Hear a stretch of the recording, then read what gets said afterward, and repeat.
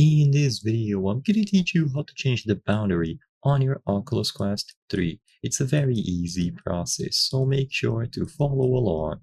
Setting up the boundaries on your Oculus Quest 3 is simple, and you will be able to change them at any time. If you go beyond these boundaries, the frontal cameras will take place and you will be kicked out of the VR world temporarily to let you know that you are stepping outside of the set area. So in order to change these boundaries and make sure that they are properly set up according to your space, go into the settings and you should immediately see it here. So as soon as you open the quick settings with your headset on, you will be able to find boundary. If this is your first time using the Oculus Quest 3, they should prompt you to set them up right away. When you go inside of boundary, you will be able to choose between the options. Now, if you are in a very enclosed space, they might offer stationary boundaries, which is going to be accompanied with the icon of a chair.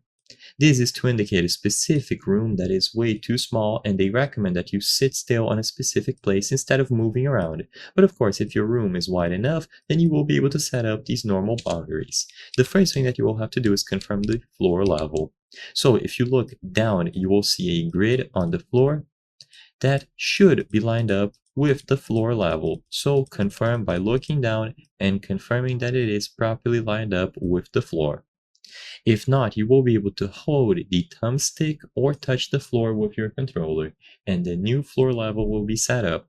Once this is done, tap on confirm, and the next thing to do is to draw the room scale boundary. So point your controller at the floor, press and hold the trigger button, and draw a boundary around your cleared space. So look around your room, you will see these triangles pop up all over the place. This is going to set up the safe boundary where you will be able to walk and do actions. So this should theoretically line up with the corners and the walls.